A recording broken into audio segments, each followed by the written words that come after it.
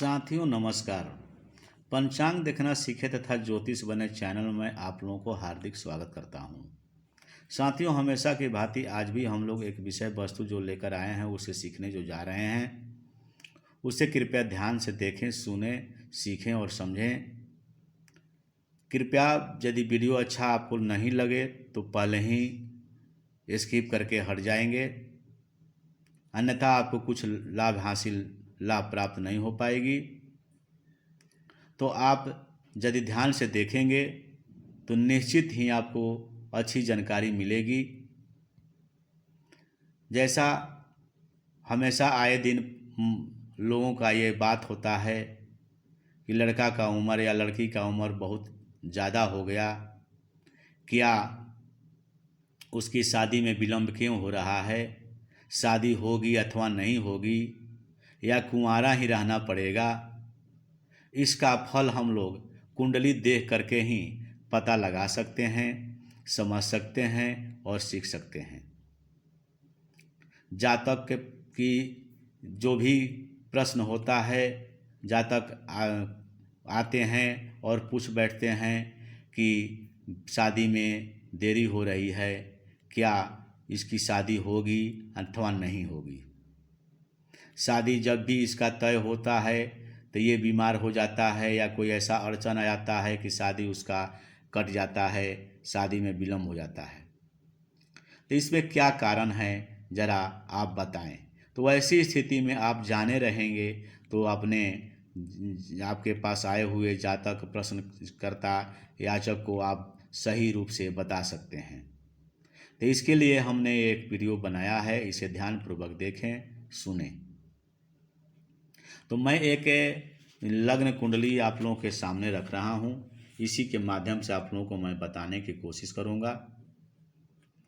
देखिए, जन्म कुंडली जैसे ही लें तो उस या जन्म कुंडली हो या चंद्र कुंडली हो, आप लें और उसका अध्ययन करें।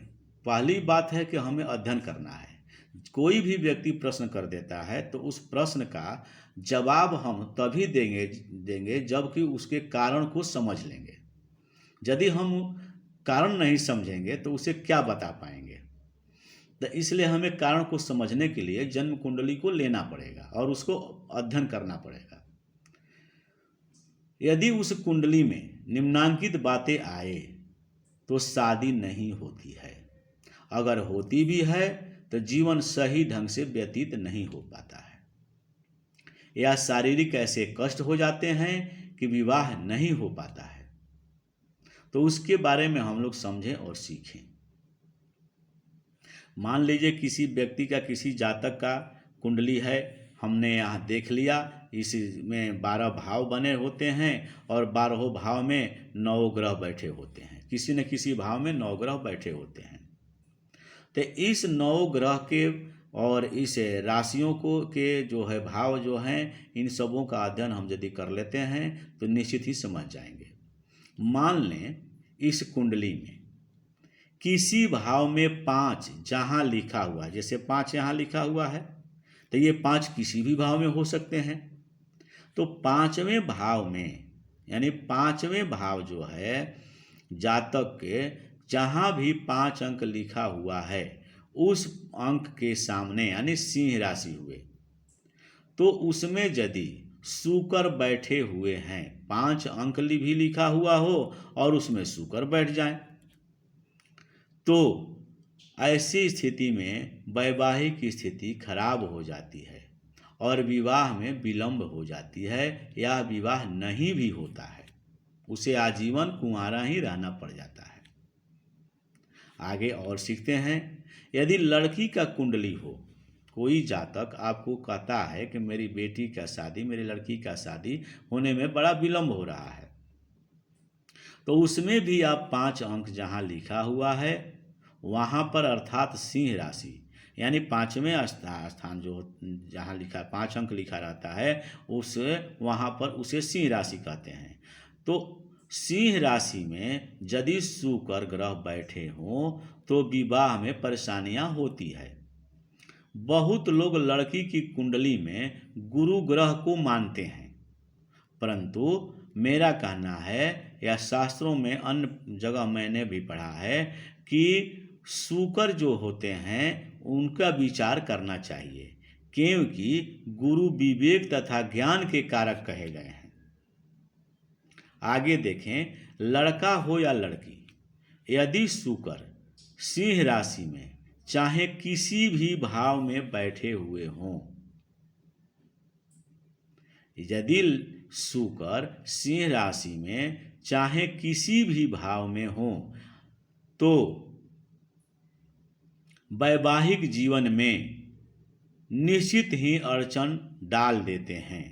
वैवाहिक सुख में कमी निश्चित ही शुकर कर देते हैं। और देखें, यदि मंगल नीच के हो, यानी 10वां ग्रह 10वां भाव जो है मंगल के लिए ऊंच कहा गया है, वही जस्ट 7वें भाव में अपना इसमें पहुंच जाते हैं। यदि चौथे घर में हो मंगल, यानी नीच के जब मंगल हो जाएंगे तो भी वह उसी प्रकार का फल देते हैं। शनि जो होते हैं, शनि की शत्रु राशि पर के घर में यदि हो तो वो भी बुरा प्रभाव डाल देते हैं।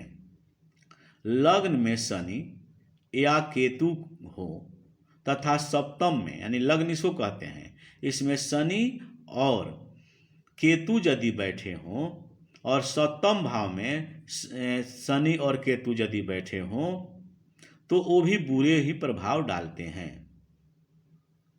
मंगल और राहु लग्न में हो, अब देखें, मंगल और राहु यदि लग्न में इस भाव में हो तो वो भी स्थिति सही नहीं देते हैं, उनका भी बुरा ही प्रभाव पड़ता है। अब रही बात, इन सब बातों को आप लोगों ने देखा और सुना तो एक उपाय भी बताया जाता है कि यदि उपाय है करने के लिए तो उपाय के लिए हमें श्री कृष्ण भगवान के कोई भी मंत्र का जाप एक माला यदि हम प्रतिदिन करते हैं तो इससे कुछ हमें राहत प्रदान होती है। साथियों, यदि वीडियो अच्छा लगता हो तो लाइक करें, शेयर करें, सब्सक्राइब करें। धन्यवाद।